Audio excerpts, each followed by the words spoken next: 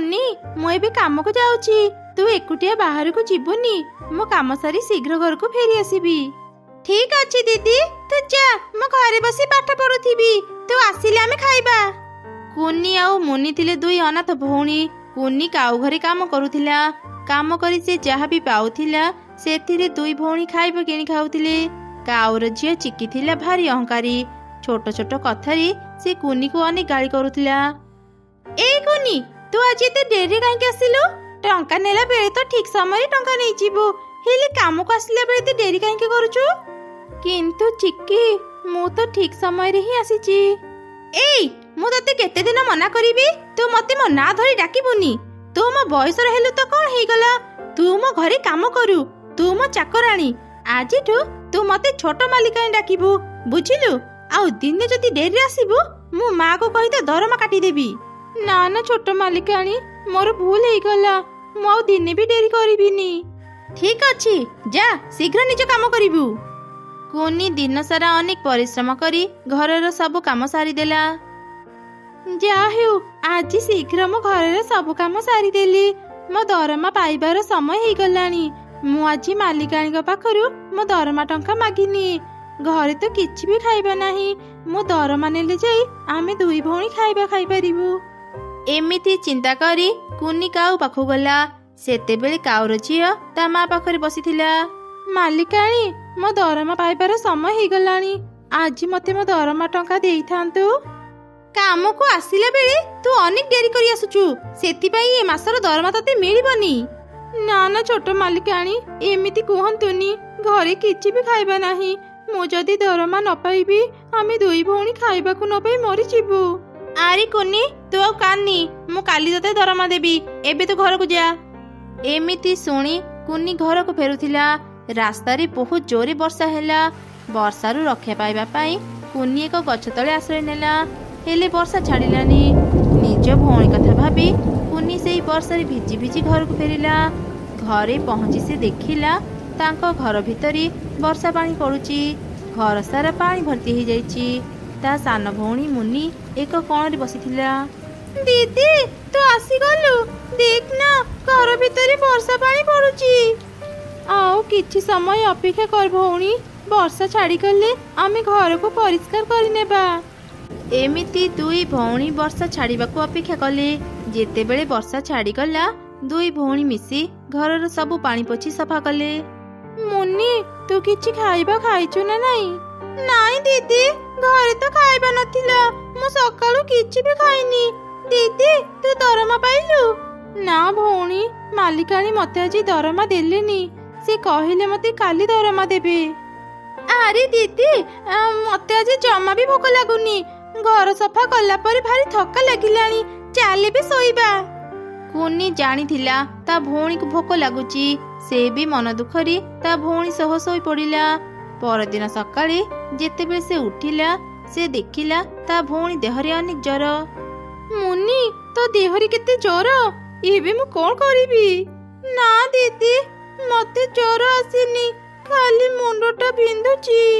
ତୁ ଆଉ କିଛି ସମୟ ଅପେକ୍ଷା କର ଭଉଣୀ, ମୁଁ ଏବେ ମାଲିକାଣୀଙ୍କ ପାଖକୁ ଯାଉଛି। ତାଙ୍କଠୁ ଟଙ୍କା ଆଣିଲା ପରେ ମୁଁ ତତେ ଡାକ୍ତରଖାନା ନେଇଯିବି।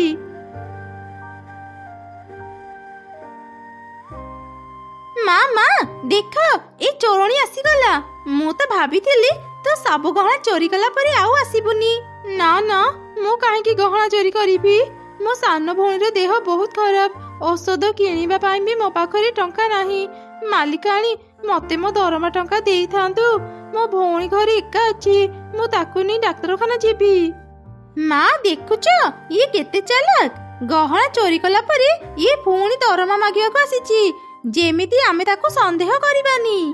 କୁନି, ତୁ ଏତେ ବଦମାସ। ତୁ ଅନାଥ ବୋଲି ମୁଁ ତୋ ଉପରେ ଦୟା କରି ତତେ ମୁଁ କାମ ଦେଇଥିଲି, ହେଲେ ତୁ ମୋର ସବୁ ଦାମୀ ଦାମୀ ଗହଣା ଚୋରି କରି ନେଇଗଲୁ। ବାହାରି ଯା ମୋ ଘରୁ। ଏମିତି ସେମାନେ କୁନିକୁ ଟଙ୍କାଟେ ବି ନ ଦେଇ ତାକୁ ଘରୁ ବାହାର କରିଦେଲେ। କୁନି କାନ୍ଦି କାନ୍ଦି ଘରକୁ ଫେରୁଥିଲା। ସେ ଶୀଘ୍ର ତା ଘରେ ପହଞ୍ଚିବାକୁ ଚାହୁଁଥିଲା, ସେଥିପାଇଁ ସେ ଏକ ସର୍ଟକଟ ରାସ୍ତା ଦେଇ ଘରକୁ ଯିବା ପାଇଁ ଚେଷ୍ଟା କଲା। ସେ ରାସ୍ତାରେ ଅନେକ ଗଛଲତା ଥିଲା, ଯାଦ୍ୱାରା ସେ ରାସ୍ତାଟି ପୁରା ଅନ୍ଧାର ଥିଲା। ହଠାତ୍ କୁନି ଏକ ଆଲୁଅ ଦେଖିଲା। ସେ ଯେମିତି ଆଲୁଅ ପାଖକୁ ଗଲା, सेठी गोटे परी छिड़ा हेतिला। ए कौन मो स्वप्न देखुनी तो तुमे सतरे जाने परी? हाँ मो जाने परी। तू मते एठी देखिचु बोली एक कथा काहाकू भी कहिबुनी। अन्य चढ़ी माने एक कथा जानिले से माने मोर क्षति करि पारंती। व्यस्त हुअनी परी, मो काहाकू भी कथा कहिबिनी। मो छोट बेले गप कहानी री परी कथा पढ़ी। आज तुमको देखी अनेक खुशी लगिला। मु एठी आ बेसी समय रही पारिबिनी परी, मु शीघ्र घर को जीवी। घरे मो असुस्थ भौणी एकुटिया अछि। चढ़ी तू बहुत चिंतारे थिला बेले जाना पड़ुचु। तोर किछि असुविधा हेइछि कि मते कह, मु जदि पारिबी तते सहाय्य करिबी। परी सतरे तुमे मते सहाय्य करिबो? तुमे मते सहाय्य कले मु अनेक खुशी हेबी। एबे मते सहाय्य निहाती दरकार। तापरे कुनी परी को सब घटना कहिला। तू चिंता करनी, एई गोलाप फूल को ने। एई गोलाप एक जादुर फूल। ए फूल को तो निज अगणारे रखिदेबू। संगे संगे ही फूलर एक घर तैयारी हेइजिबो। सेई गोलाप घर तोर सब समस्या दूर करिदेब। एमिति कही परी सेई गोलाप फूल कुनी को देई सेठारु चली गला। कुनी शीघ्र से गोलाप फूल धरी घर को आसिला। सेतेबेले से देखिला ता भौणी बेहोश होई तळे पड़िची। मुन्नी ए मुन्नी तोर कौन हैला भौणी? उठ कथा कह। हे भगवान मो भौणी काहे की कथा कहूनी? हठात कुनीर नजर परी दिया गोलाप ऊपर पड़िला। से शीघ्र से गोलाप फूल को नहीं निज अगणारे रखिदेला। संगे संगे से गोलापटी एक सुंदर घर पलटि गला। कुनी शीघ्र ता भौणी को नहीं गोलाप घर भीतर को गला। घर भीतर को जाऊ जाऊ ही मुन्नी पूरापूरी सुस्थ हो गला। से निज को गोलाप घरे देखी आश्चर्य हो गला। कुनी ताको सब घटना कहला। दीदी ए घरटी अनेक सुंदर हेची। आजिठु आमे कोनी घरे रहिबा? हाँ आजिठु आमे घरे रहिबा। एबे जेते वर्षा हेले भी ए घर भितरे आ पानी पड़िबनी। दीदी भारी भोक लागिलानी, तू किछि खाइबा आनिचु? नाई रे भौणी, मते मालिकाणी कामरू बाहर करदेले। एबे जानी पारुनी मु केमिति खाइबा किनिबी। कुनीर कथा सरिछि कि नाही तांको पाखरी अनेक सारा खाइबा बाहरिला। दीदी देखे एठी केते सारा खाइबा बाहरिला। सतरी एइटा गोटे जादुर घर। हाँ मुन्नी एबे हमर आ किछि भी असुविधा रहिबनी। परी ए जादुर गोलाप हमको देइथिबारु तुमको अनेक अनेक धन्यवाद। दुई भौणी एपरी कही खुशी हेबा समय रे हठात बाहरु जोर जोरे पाटी सुनागला। दुई भौणी बाहर को आसिले। देख मा देख, ए चोरणी आम गहना चोरी कला परे केमिति एते बड़ घर तैयारी करिछि। मु प्रथमे भाबिथिली तते मो गहना दान करिदेबी, हेले तू गहना तो चोरी करी घर तैयारी कलु। ता ऊपरे तो भौणी रे देह खराब हेबा मिछ कथा भी कहिलु। मु तते एबे जमा भी छाड़िबिनी। कह मोर सब गहना कोठी बिक्री करिछु? ए सब कोन कहउचंती? मो भौणी चोर नुह। हाँ मालिकाणी मु गहना चोरी करिनी। आपण सत कथा जानिबाको थरी चेष्टा करंतु। देखुछ मा ये केते बड़ बड़ कथा कहउची। कथारे अछि परे चोरर मुहटा। रह एबे तो पाटीर सत कथा बाहर करूची। एमिति काउछुआ एक पत्थर कुनी ऊपर को फिंगिला। हेले से पत्थर कुनी देहरे न बाजी ओलोटा काउछुआ देहरे आसी बाजिला। सेते बेले एक लाठी आसी काउछुआ को अनेक पिटिला। मां मां मते बंचा मां। ए कोन मो झियो को एमिति पिटुची किए? ताको मु पिटुची। मु जादुर गोलाप घर थाउ थाउ तमे माने दुई अनाथ भौणीकर किछि क्षति करि परिबनी। आओ चिकी तू सत कथा न कहले जाय ए लाठी तते एमिति पिटुथिबो। सत कोन सत? मां चिकी मते सत कथा कहि दे। मां तुमर सब गहना मु चोरी करिथिली। मो गहना बिका टंका सब सारी देइची। मु ए कुनी को जमा भी पसंद करेनी। मु ताको चोरर अपवाद देइथिली जेमिति तुमे ताको घर बाहर करि देबो। ए सब प्लान मोर थिला। मते क्षमा करि दियो मां। काउछुआ जेमिति सत कथा कहिला लाठी ताको आउ न पिटी सेठारु चली गला। छी चिकी तते मो झियो कहिबाकू भी लाज लागुची। तू एते खराब काम केमिति करि परिलु? मां कुनी मते क्षमा करि देबू। मो झियो कथा को सत भाबी मु तते भूल बुझी घर बाहर करि देइथिली। तू केते भलो मु आज निज आखिरे देखुची। ମୋ ଝିଅ ତତେ ଆଉ କେବେ ବି ହଇରାଣ କରିବନି। ମୁଁ କାଲି ତାକୁ ତା ମାମୁଁ ଘରକୁ ପଠେଇଦେବି। ମା ଏସବୁ କଣ କହୁଛ? ଚୁପ୍ କର। ଏତେ ସବୁ ହେଲା ପରେ ବି ତୁ ଶିକ୍ଷା ପାଇଲୁନି? ମୋ ଉପରେ ଜବାବ ଦେଉଛୁ? ଚାଲ ଘରକୁ, ମୁଁ ତ କଥା ବୁଝୁଛି। ଏମିତି କହି କାଉର ମା ତା ଝିଅର କାନ ଧରି ତାକୁ ଘରକୁ ନେଇଗଲା। ଏ ଚିକିଟା ଏତେ ବଦମାସ। ତା ସହ ଯାହା ହେଇଛି ଭଲ ହେଇଛି। ଦିଦି ତୋ ପାଇଁ ମୁଁ ଆଜି ଅନେକ ଖୁସି। ଆଉ ଦିନେ ବି ଚିକି ତତେ ହଇରାଣ କରିବନି। ଏମିତି ସେ ଦୁଇ ଭଉଣୀଙ୍କର ଆଉ କିଛି ବି ଅଭାବ ରହିଲାନି। ଯାଦୁର ଗୋଲାପ ଘର ପାଇଁ ସେମାନେ ସାରା ଜୀବନ ଖୁସିରେ ରହିଲେ।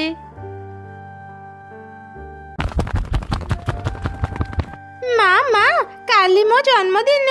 ମୋ ପାଇଁ ଏଥର କେକ୍ ଆଣିବ ନା? ମୁଁ ମୋର ସବୁ ସାଙ୍ଗଙ୍କୁ କହିଦେଇଛି ମୁଁ ମୋ ଜନ୍ମଦିନରେ କେକ୍ କାଟିବି। ହଁ ମୋର ମନେ ଅଛି। କାଲି ସକାଳେ ହେଉ ମୁଁ ତୋ ପାଇଁ ଗୋଟେ ବଢିଆ କେକ୍ ଆଣିଦେବି। ରାତି ଅନେକ ହେଲାଣି, ଆସ କିଛି ଖାଇନେବୁ। ତାପରେ ସେ ମା ଛୁଆ ଖାଇବା ଖାଇ ଶୋଇପଡ଼ିଲେ। ଅଧରାତିରେ କୁନିର ନିଦ ଭାଙ୍ଗିଗଲା। ମା ସକାଳ ହେଇଗଲାଣି, ଶୀଘ୍ର ବଜାରକୁ ଯାଅ, ମୋ ପାଇଁ କେକ୍ ଆଣିବ। ଓହୋ, ଅଧ ରାତିରେ ଉଠି ଏମିତି ପାଟି କାହିଁକି କରୁଛୁ? କିଏ କହିଲା ତତେ ସକାଳ ହେଲା? ସକାଳ ହେଇଥିଲେ କଣ ଘର ଏମିତି ଅନ୍ଧାର ଥାନ୍ତା? ଝରକା ଖୋଲି ଦେଖିବୁ ଯା, କେତେ ରାତି ଅଛି। ମତେ ଆଉ ବିରକ୍ତ ନକରି ଶୋଇବାକୁ ଦେ। ଆରେ ସତରେ ତ ଏ ଯାଇ ସକାଳ ହେଇନି। କେକ୍ କଥା ଭାବି ଭାବି ମୋ ନିଦ ହଜିଗଲାଣି। ଯାଏ କିଛି ସମୟ ଶୋଇପଡେ, ସକାଳ ହେଲେ ମୁଁ ମୋ ସାଙ୍ଗମାନଙ୍କ ପାଖକୁ ଯିବି। ଏମିତି କହି କୁନି ପୁଣି ଥରେ ଶୋଇଗଲା। ପରଦିନ ସକାଳେ ମା କୁନି ତୁ ଘରକୁ ପରିଷ୍କାର କରୁଥା, ମୁଁ ଯାଏ ସମସ୍ତଙ୍କୁ ନିମନ୍ତ୍ରଣ କରି କେକ୍ ନେଇ ଆସେ। ତାପରେ ମା ଚଢ଼ି ସମସ୍ତଙ୍କ ଘରକୁ ଯାଇ ତାଙ୍କୁ ନିମନ୍ତ୍ରଣ କଲା ଆଉ ବଜାରରୁ କେକ୍ ନେଇ ଘରକୁ ଫେରିଲା। ସେତେବେଳେ ଦୁଇ କାଉ ତାଙ୍କ ଘରକୁ ଆସି ସାରିଥିଲେ।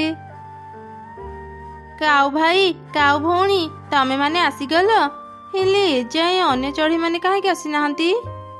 ଆରେ ଚଢ଼େଇ, ସେମାନେ ବୋଧେ ଆଉ ଆସିବେନି। ଆମେ ତ ଆସିଗଲୁ। କୁନିକୁ କହ ସେ ଏବେ କେକ୍ କାଟୁ। ନା ମା, ମୁଁ ମୋ ସାଙ୍ଗମାନଙ୍କ ଛଡା କେକ୍ କାଟିବିନି। ଚାଲ ମା, ଆମେ ସମସ୍ତଙ୍କୁ ଡାକି ଆଣିବା। ହଁ ଠିକ ଅଛି ମା, ଆସ ଯିବା। କାଉ ଭାଇ, କାଉ ଭଉଣୀ, ତମେ ମାନେ ଏଇଠି ଥାଅ, ଆମେ ଏବେ ସମସ୍ତଙ୍କୁ ଡାକି ଆଣୁଛୁ।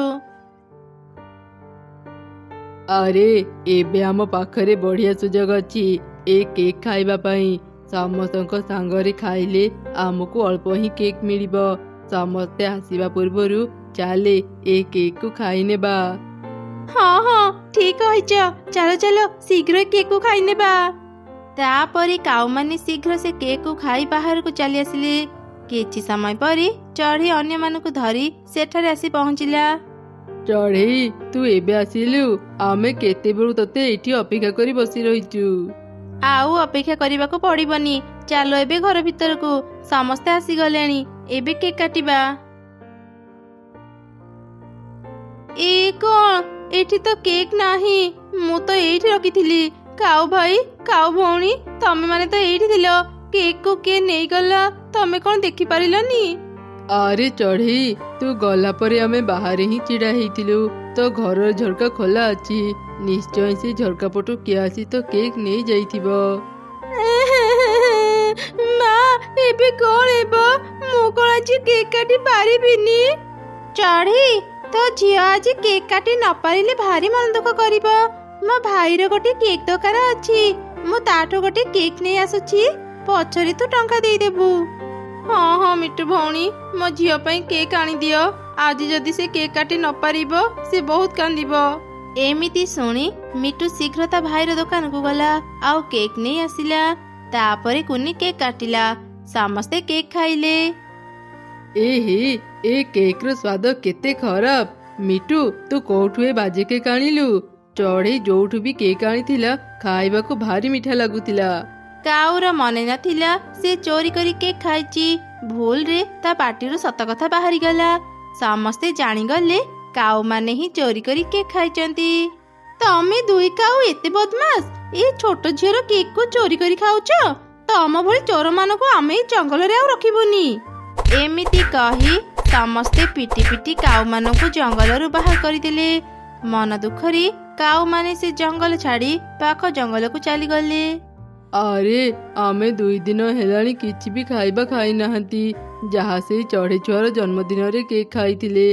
ଆଗରୁ ଯେମିତି ହେଲେ ଖାଇବା ଯୋଗାଡ଼ କରୁଥିଲେ, ହେଲେ ଆମେ ଚୋର ଜାଣିଲା ପରେ ସମସ୍ତେ ଆମକୁ ସେ ଜଙ୍ଗଲରୁ ବାହାର କରିଦେଲେ। ଜାଣିବେ ତ, ତମ ଭୁଲ ପାଇଁ ସମସ୍ତେ ଏକଥା ଜାଣିଗଲେ। କେକ୍ ଚୋରି କରି ଖାଇ କିଏ କଣ ନିଜେ କୁହେ ମୁଁ କେକ୍ ଚୋରି କରି ଖାଇଛି? ଆରେ ମୁଁ ଜାଣି ଶୁଣି ଏକଥା କହିନି, ଭୁଲରେ ମୋ ପାଟିରୁ ସତ କଥା ବାହାରିଗଲା। ମୁଁ ବି ତ କେକ୍ ଖାଇଥିଲି, କାଇଁ ମୋ ପାଟିରୁ ତ ସତ କଥା ବାହାରିଲାନି। ଏବେ ଆମକୁ କେହି ବି ଖାଇବା ଦେବେନି। ଚାଲ ପରିଶ୍ରମ କରି ଖାଇବା ଯୋଗାଡ଼ କରିବା। ଏମିତି କାଉମାନେ ଖାଇବା ଖୋଜୁଥିଲେ। ହଠାତ୍ ସେମାନେ ଦେଖିଲେ ଗୋଟେ ଚଢ଼େଇ କିଛି କଟା ଆମ୍ବ ବାହାରେ ଶୁଖେଇ ଘର ଭିତରକୁ ଚାଲିଗଲା। ଆରେ ଦେଖ ଦେଖ, ସେପଟେ ସେ ନୂଆ ବୋହୂଟା ଆମ୍ବ ଶୁଖେଇଛି। ଏତେ ସାରା ଖାଇବା ଆଗରେ ପଡିଛି, ଚାଲେ କିଛି ଖାଇନେବା। ପାଗଳ ନା କଣ? ଆମ୍ବ ଚୋରି କରି ଖାଉ ଖାଉ ଯଦି ଆମେ ଧରା ପଡିଯିବା? ଆରେ ତୁ କଣ ଦେଖିଲୁନି, ଯିଏ ଆମ୍ବ ଶୁଖେଇଲା ସିଏ ଗୋଟେ ନୂଆ ବୋହୂ। ସେ କଣ ଏତେ ସମୟ ବାହାରେ ଆମ୍ବକୁ ଜଗି ରହିବ? ଆମ୍ବ ନ ଶୁଖିଲା ଯାଏ ସେ ବାହାରକୁ ଆସିବନି। ସେ ଭିତରେ ଆମେ ସବୁ ଆମ୍ବ ଖାଇନେବା। ହଁ, ତୁମେ ଠିକ କଥାଟି କହିଛ। ଚାଲ ଏବେ ଯିବା। ଏମିତି କଥା ହେଇ 2 କାଉ ଶୀଘ୍ର ଆମ୍ବ ଖାଇବା ଆରମ୍ଭ କଲେ। କିଛି ସମୟରେ ହିଁ ସେମାନେ ସବୁ ଆମ୍ବ ଖାଇ ସେଠାରୁ ଚାଲିଗଲେ। ସେତେବେଳେ ନୂଆ ବୋହୂ ଲତା ଘର ବାହାରକୁ ଆସିଲା। ଏଇ କଣ, ମୁଁ ଏଠି ଏତେ ଗୁଡେ ଆମ୍ବ ଶୁଖେଇଥିଲି, ମୋର ସବୁ ଆମ୍ବ କିଏ ନେଇଗଲା? ନିଶ୍ଚୟ କୋଉ ଚୋର ଆସି ମୋ ଆମ୍ବ ନେଇଯାଇଥିବ। ମୋ ଶାଶୁ ଏକଥା ଜାଣିଲେ ମୋ ଉପରେ ଅନେକ ରାଗିବେ। ସେ ମତେ ଘରୁ ବାହାର କରିଦେବେ। ନା ନା, ମୁଁ ଗଛରୁ ଶୀଘ୍ର ଆମ୍ବ ବାଳି କାଟିନିଏ।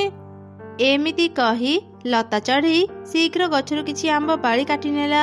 ତାପରେ ସେ ସେସବୁ ନେଇ ଘର ଭିତରକୁ ଚାଲିଗଲା। ପରଦିନ ସକାଳେ ସେ ପୁଣି ଆମ୍ବ ଶୁଖେଇଲା। ସେତେବେଳେ 2 କାଉ ସେଠାକୁ ଆସିଲେ, ଆଉ ପୁଣି ଥରେ ସବୁ ଆମ୍ବ ଖାଇଦେଇ ସେଠାରୁ ଚାଲିଗଲେ। ଏମିତି ପ୍ରତିଦିନ ଚାଲିଲା।